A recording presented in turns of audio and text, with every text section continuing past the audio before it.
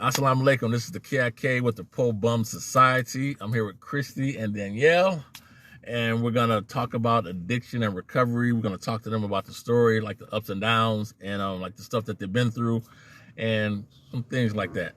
So I want to ask you, when was the first time that you started to use and that like you knew that you had a problem? I've been actually active addiction since for about the last 15, 16 years. Most people don't know. Some do, most don't.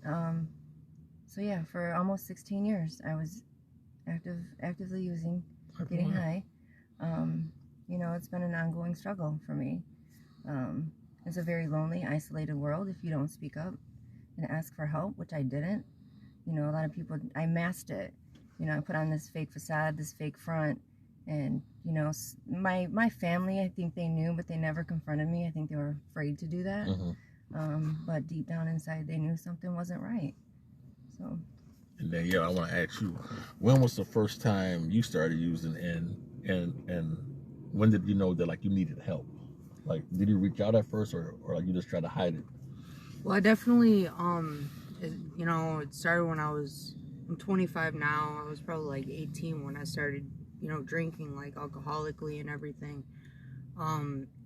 I didn't really think it was that much of a problem at first, you know, partying and stuff with friends, but I was definitely that kid that always took it too far. And then, you know, throughout the years I tried to like move to try to like cure that, and it would just get worse. You know, I would still bring myself with me, and things would get worse until it would progress to more lethal substances. And so like, how did this affect your family or like your relationship like with your family? I definitely strained my relationship with them. I mean, they've been really supportive, but I put my parents through hell, you know. I think it's worse for our families, actually. Yeah. You know, watching their loved ones go through something that they have zero control over. There's nothing they can do to help us. We have to want to help ourselves. And if we, like, you can lead a horse to water, but you can't make them drink.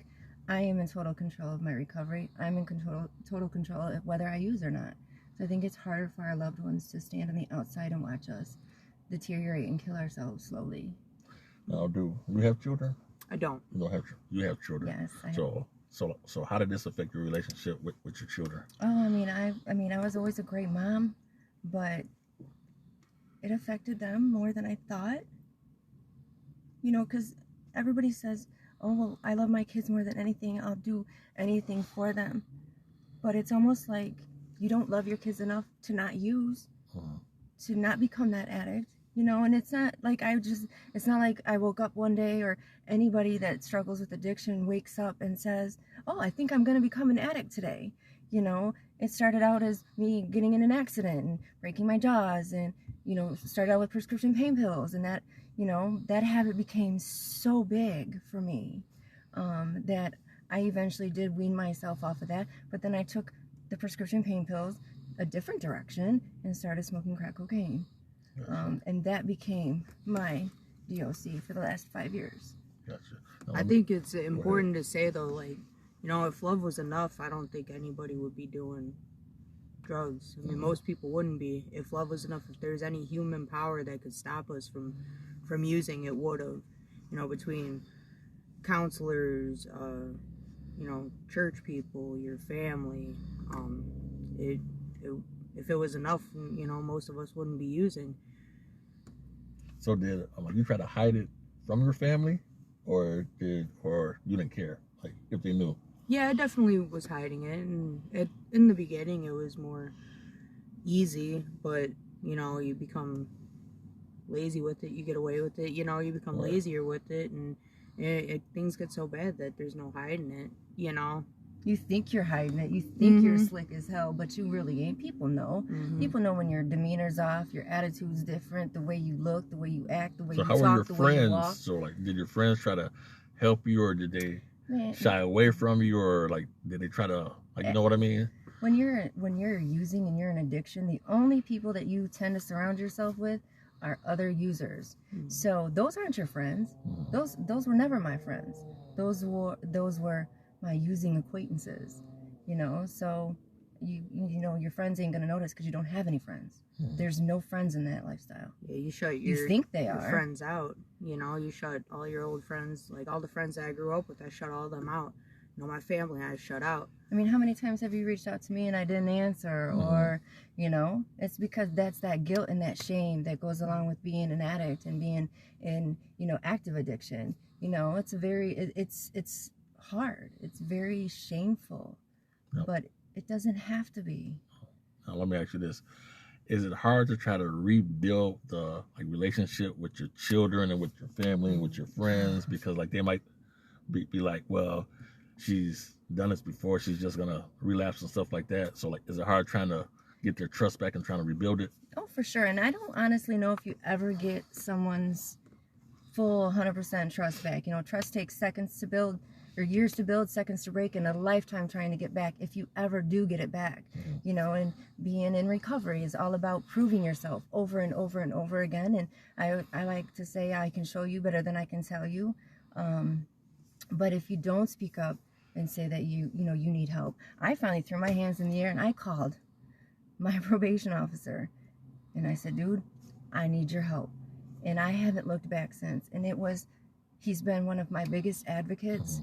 The man has seen me several times. I dropped dirty for him for 2.5 years, seen me twice with warrants, never violated me because he's seen something in me that I lost in myself, that I didn't see in myself. I liked who I was, hated who I became, but I'm in love with who I am today. But it's been a long, hard road. That sounds like a commercial. Yes. No, but it's facts. And a lot of people see the work on the outside, but they don't see all the hard work that's put in with being in recovery and what we do internally and behind closed doors. You know, it's a lifetime struggle.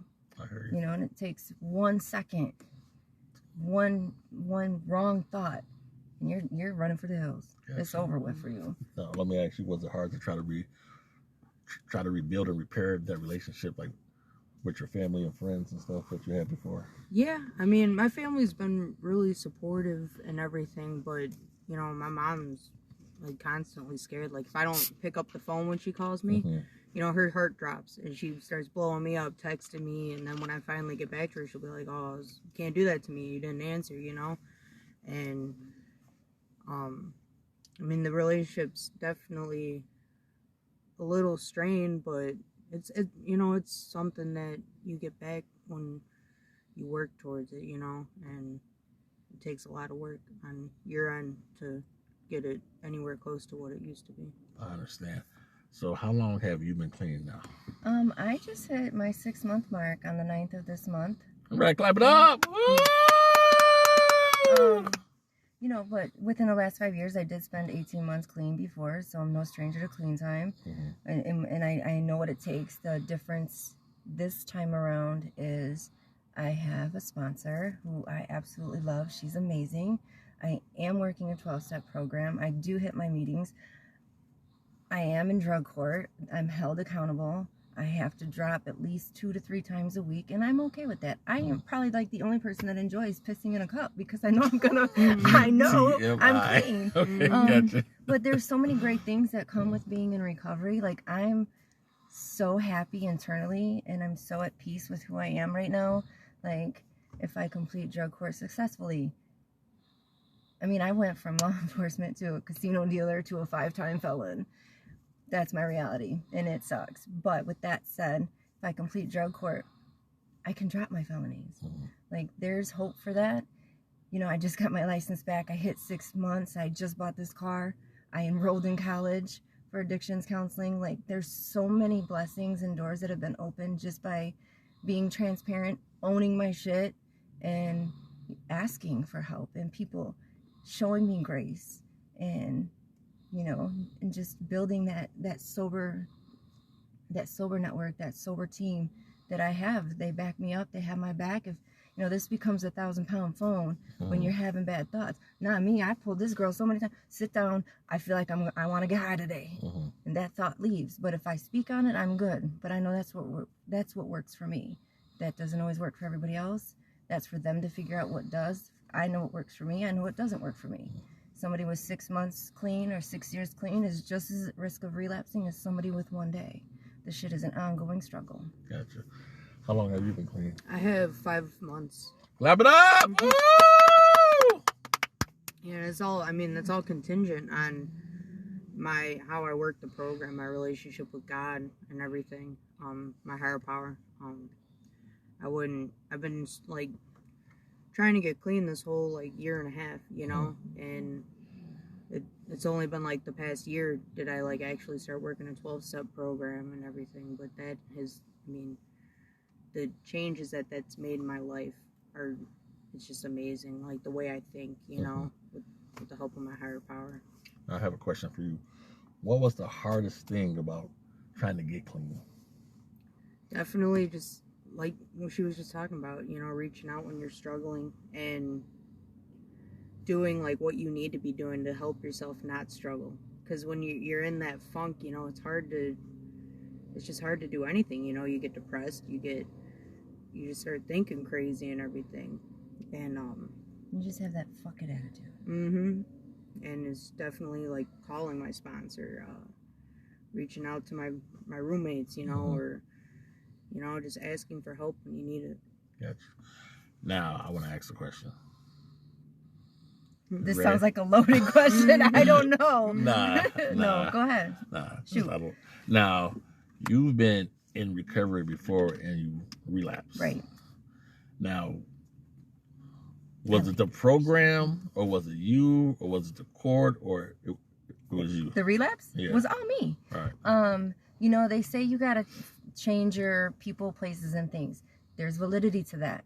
But no matter what, you have to get you under control. I had to get me under control, and I didn't do that because I take me with me no matter where I go. As an addict, we're very freaking resourceful. If I want to get high, it doesn't matter if I'm in a new spot or not. I can find me a drug dealer like that or another user and be like, yo, plug me in. You know, it doesn't matter. But for me, I worked a faith-based program, never worked a 12-step program. This is my first time. I've only been to rehab twice. I'm now in the recovery home with, you know, doing the program I'm doing, and I love it. But, you know, then I didn't really take it. I did it more for everybody else. This time around, it's all me. Wait. I keep sniffing, but wow, because I keep sniffing, but what you been doing? I just want to say, well, I'm allergic to coconut, and I guess you had some coconut air freshener, so it's affecting me. So we're talking about drug rehab, and y'all like, why did you do it over there Only sniffing? you would bring that up. Yeah, I was like, because I'm over here sniffing, and people like thinking like, what's going on with KIK? But it's the coconut, it's anything. But I ain't got nothing to do with that. But no, I did that for everybody else. This time around, this is all for me. When I went to treatment, I dipped out. I didn't tell not a single soul when I left. I went an hour and a half away. I didn't even tell my own children until 7 days after I got to where I was going. You were one of those that I finally was like, hey, this is where I'm at. This is what I'm doing. Because I didn't need anybody in my ear saying, yeah, go, do this, do that. No, I'm going to do this for me. I'm going to do this because I need to do this. So, that's the difference between then and now. And I put myself right back in the middle of all the drugs, of the, you know, where I've born and raised and where I used to get high at. I went right back to the same shit. This time, I'm not doing that. That's what's up. Now I have a question for the both of you. If somebody is struggling with addiction, what advice can you give them if they're struggling, they don't know what to do, like they want to get clean, but they won't get clean? What advice can you give them? I mean, I would recommend the program of Alcoholics Anonymous. You know, that program has saved my life. You know, definitely treatment, halfway house, recovery home. Take suggestions. You know, listen to those suggestions. You know, everything that you want to do is probably not going to be the right thing to do, especially when you're freshly sober. Because you know, I know me personally. I don't think right when I'm freshly sober. I don't think right at all. I think crazy, and definitely being still and listening to what, you know, get a sponsor, listening to what your sponsor has to say, listening to what other people in the rooms have to say, and listening to what whatever treatment you're going to, listening to what they have to say, because they all have your best interest at heart. That's what's up. I ask you, what advice could you give a person that's struggling with addiction and like they want to get clean? Speak up, ask for help, reach out. Because if you don't, you can do it on your own, but if you're struggling, ask for help. There are so many people that are willing to help addicts. You don't know. I didn't know until I said, okay, I need help. Call a treatment facility. I called like 7 or 8 of them. Man, I felt defeated. I felt discouraged. I was ready to tap out. I'm like, fuck this. I can't do this. Nobody's calling me back. Man, I called one on a Monday. You know why they didn't answer? Because she wasn't in. She called me Tuesday morning at 9 a.m. said, can you be here Wednesday by 8? Okay. And my PO got me the Uber, a $60 Uber to get me to where I went. But that's only because I asked for help. Pick up the phone. The phone doesn't have to be 1,000 pounds. It's really simple. Pick up the phone like you was calling. Call your damn drug dealer. Just call somebody else. Wow. I'm just saying, I know. Just ask for help. There's so many people that are willing to help. My employer, they know the program I'm in. They are so understanding and show me so much grace and have my back. I had a random drop today. My PO came to my job. Hey, yo, I gotta run out and drop. Okay, go ahead, do what you gotta do. But that's because when I did my interview, I let them know from jump. This is where I'm at. This is what I'm doing. This is where I'm headed. This is where I want to be. Take it or leave it. Mm-hmm. But yeah, just reach out, ask for help, speak up. All right, the last question is for the both of you. In 3 years from now, where do you see yourself? I see myself completing college for addictions counseling. That's what I've enrolled for. And, hopefully I'm on the other side of things, helping the next addict. And if I can just help one person along the way, then I have fulfilled my responsibilities. Maybe doing some sponsoring, but right now I have to, that's where I want to be in 3 years. Completed drug court. That's what's up. Question for you, where do you see yourself in 3 years? I definitely, I see myself starting a career, and if that involves going back to school or if it just involves getting I would say an adult job, She's young, I'm old. But I definitely see myself actively sponsoring others, doing service work, giving back to the community. My faith, strong in my faith. Spirituality is big, man. It really is. That's key. It really is. I just felt. And just active in the program and giving back to the program, giving back to the other women in recovery and anybody in recovery, and hopefully getting the start of my life, going, because I definitely delayed it, but that's what's up. Well, we're going to close this out. We want to thank y'all for tuning in. And after this plays, you can go back and watch it up on Facebook. Stay grateful. And I'm here with Christi and Danielle. And this is about addiction and recovery. So the bottom line is, if you need help, reach out to a program, reach out to somebody and try to get help, because it's serious. And just because you reach out, that don't mean you're weak. That just means you need help. You understand? It's okay. Because my sister, her name is, y'all know her by Storm, but her real name is Deanna, right? And she's been struggling with addiction since 15. That's your sister's Storm. Yeah. Okay, sorry. That's my sister. And so she's been struggling with addiction since she was 15. And when she got out of jail a couple of years ago, she came to stay with me for 2 weeks, her and her baby, and she was clean for 2 weeks.